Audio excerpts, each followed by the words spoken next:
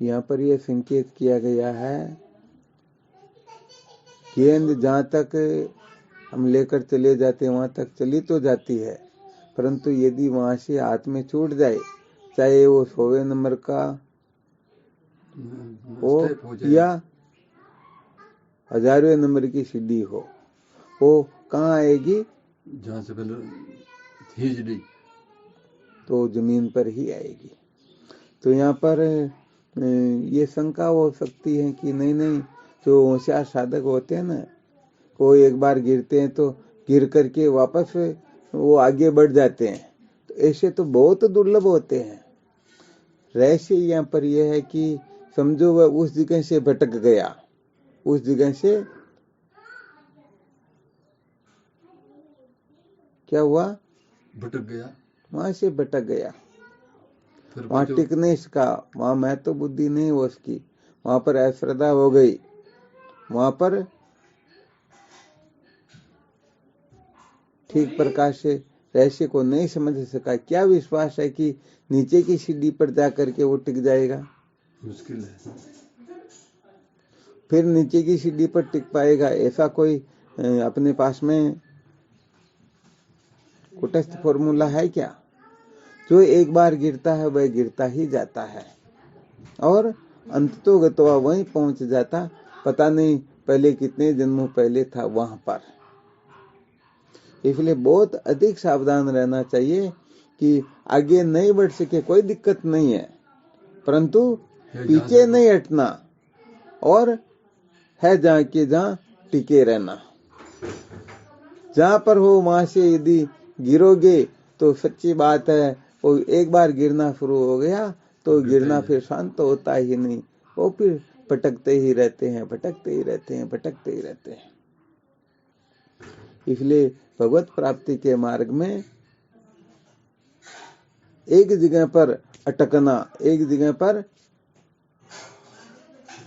चिपक जाना, ये जीवन का सार होता ही नहीं। बहते हुए पानी को बहुत बड़ी पाल बांध करके रोकना चाहोगे तो पानी निश्चित रूप से पीछे ही हटेगा।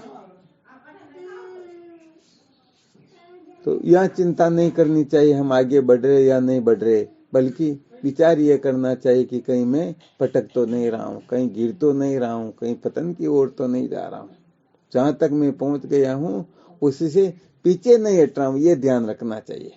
यदि पीछे हटने लग गए तो पता नहीं कितने पीछे हट जाएंगे।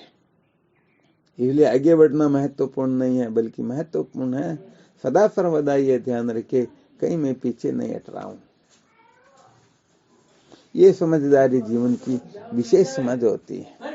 ये समझ यदि सचमुच में जागृत हो जाए ना, तो साधक निश्चित रूप से अपने जीवन को धन्य बना लेता है। अब छोटे छोटे सूत्र होते हैं, यदि साधक ईमानदारी से भगवत प्राप्ति के मार्ग को महत्व दे तो निश्चित रूप से अपने जीवन को धन्य बनाने में पूर्ण रूप से सक्षम हो जाता है। परंतु सब गड़बड़ घोटाला हम ही तो करते हैं।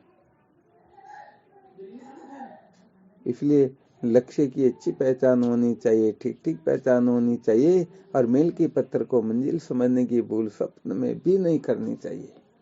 मील के पत्थर को मंजिल समझ लिया तो निश्चित रूप से वह भटकेगा ही भटकेगा, उनको रोकने वाला संसार में कोई है ही नहीं। तो भगवान शंकराचार्य जी महाराज यहाँ जो संकेत कर रहे हैं, उस संकेत को अच्छी तरह से समझ लेना चाहिए। और जब तक अविद्या के बंधन से छुटकारा न हो जाए तब तक चरेवेती चलते रहो, चलते रहो।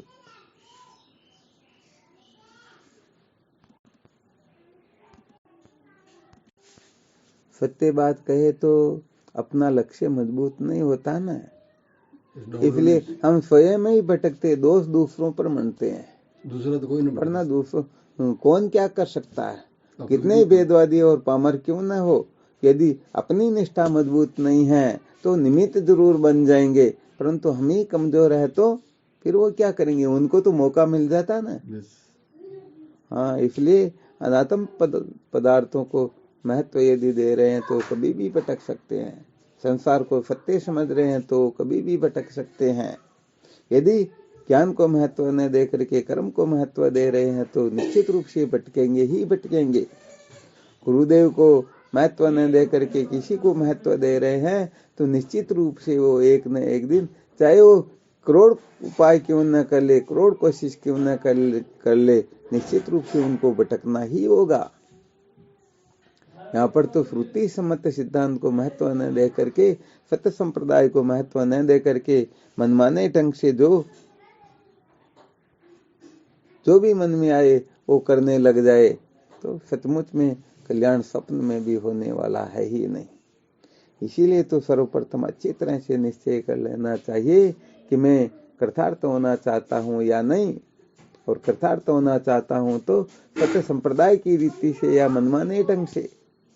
सत्य संप्रदाय की रीति से हम कृतार्थ होना चाहते, अर्थात वैदिक सिद्धांत क्या है उसके अनुसार यदि हम कृतार्थ होना चाहते हैं तो फिर यह विचार करना होता है कि हम उस रहस्य को समझना तो चाहते हैं, आत्मा अद्वितीय ब्रह्म, परंतु ये रहस्य हम अपनी अक्ल होशियारी से शास्त्र आदि पढ़ करके, कहीं रट पढ़ करके, सुन करके समझना चाहते हैं तो गुरुदेव के सानिध्य में रह करके।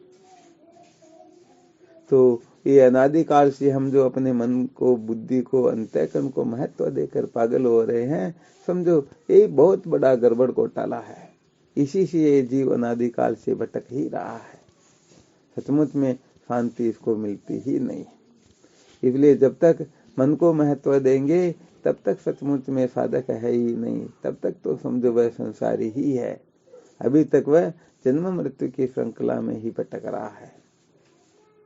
तो मन से जो भगवत प्राप्ति करना चाहेगा वो किसी को भी आत्मा समझ लेगा, किसी को भी ब्रह्म समझ लेगा और समझ लेगा बस मैं कृतार्थ हो गया हूँ। तो ऐसे ये भगवत प्राप्ति का मार्ग बालकों का खेल नहीं है। हर कोई कल्पना करके समझ ले मैंने सत्य को जान लिया, सत्य को मैं जान लूंगा या यही सत्य है, समझो सारा गुड़ गोबर हो गया।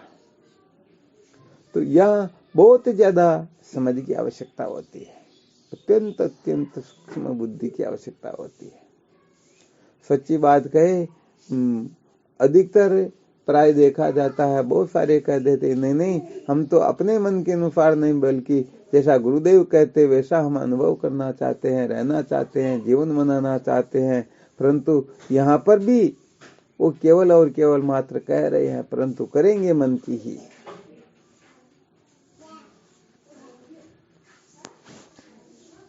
बहुत सारे सूत्रों का विश्लेषण करने के पश्चात जब ब्रह्म विचार की ओर प्रवृत्ति होती है तो सचमुच में तत्वमसि महावाक्य के श्रवण करने मात्र से कृतार्थ हो जाता है, धन्य हो जाता है।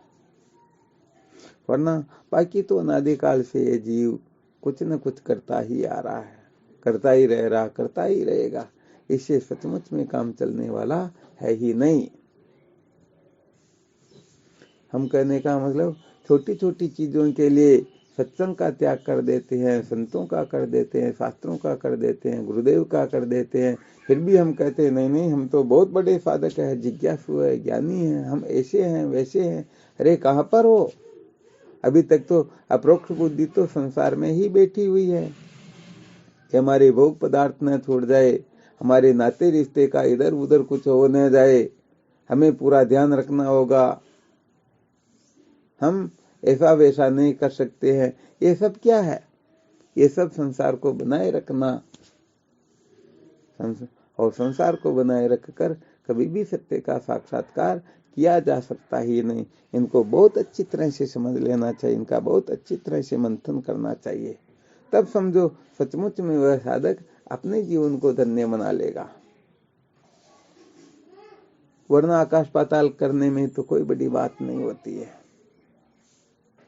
वो थोड़ी देर के लिए उनका जो वैराग्य होता है ना, थोड़ी देर के लिए लगता अरे इनके जैसे कोई वैराग्यवान है ही नहीं, परंतु सचमुच में बहुत बड़ी गड़बड़ होती है। वो कुछ समय के लिए होता है, पुनः संसार में ऐसे पागल हो जाते, ऐसे आसक्त हो जाते, समझो संसार को पाने के लिए ही उनको मानव जीवन मिला हो। तो यहाँ बाहर भीतर एक जैसा, किसी प्रकार का छल कपट आदि, किसी प्रकार की कल्पनाएं, किसी भी प्रकार की व्यर्थ चेष्टा आदि न हो। सरल स्वभाव न मन कुटलाई, चटाला बसंतो सदाई। निर्मल मन जन सो मोहि पावा, मोहि कपट चले छिदर न पावा। एक बार पहले दृष्टांत सुनाया ना शायद, एक विलाय से पढ़ करके आई लड़की। अब ये तो कहने का मतलब ऐसी बात है कि जो पश्चिमी देशों में कुछ वर्षों तक रह करके आ गए, उनके संस्कार तो शायद 0% भी नहीं मिलते हैं। धर्म के प्रतिकूल ही। हाँ, वो तो कुल मिलाकर के 24 घंटे भोगों के सिवाय उनका खाना पीना जीना सोना जगना सब इसी के लिए होता है, इसके सिवाय उनके जीवन का कोई लक्ष्य होता ही नहीं। तो ऐसी एक लड़की जो कहने का मतलब सेवा कर रही थी, भोजन पुरुष रही थी, सब काम को ठीक ठीक तरह से कर रही थी, सब हंस रहे थे, परंतु वह हंसती ही नहीं। तो सोचा रे भाई, ये तो सूर्य एक तरह से पश्चिम से उग गया, ऐसी बात हो गई। ये हंसती क्यों नहीं है, इतनी तेरी गंभीरी वाली कैसी है, ऐसी तो हमने देखी ही नहीं। तो क्या होता है, गुरुदेव भगवान अखंडानंद सरस्वती जी महाराज एक ऐसी बात कह देते हैं जिसे सबको हंसी छूटती, और वह भी रुक नहीं सकती, वह भी हंस पड़ती है। तो क्या होता है, उसके हंसने से उनके दो जो आगे के दांत थे ना, वो फड़े हुए थे। तो सबको एकदम समझ में आ गया, अरे यदि ये हंसेगी, इसके दांत नजर आ जाएंगे, बोलेगी, बात करेगी, दांत नजर आएंगे, तो फिर इनकी ओर कौन देखेंगे, कौन पसंद करेगा। आ गया समझ में। तो सूर्य पश्चिम में नहीं उदय हुआ, वो तो पूर्व में ही हो रहा था। यदि कोई मेरे दांतों को देख लेंगे तो फिर मेरी ओर आकर्षित कौन होंगे, मेरे को महत्व कौन देंगे, मेरे को कौन देखेंगे। तो ये सारा का सारा बड़ा गड़बड़ घोटाला होता है। तो कभी कभी त्याग वैराग्य का भ्रम हो जाता, कभी जिज्ञासा का भ्रम हो जाता, कभी हम तो सचमुच में साधक है, सत्संगी है, ऐसे हैं वैसे हैं, ये सब भ्रम होता है। सचमुच में जब तक संसार को संसार की असलियत को अच्छी तरह से नहीं समझ लेते हैं, जब तक शरीर से वैराग्य नहीं हो जाता है, तब तक सचमुच में बाकी जितने भी वैराग्य सब ठकोसला है। ये पागल बनाने वाली बात है, इनका कोई सत्व महत्व रहता ही नहीं। तो कुल मिलाकर के सत्य संप्रदाय की रीति से जो ब्रह्म विचार करते हैं वे ही धन्य होते हैं। बाकी तो ठीक है, संसार ऐसे ही चलता रहता, कोई विशेष बात है ही नहीं।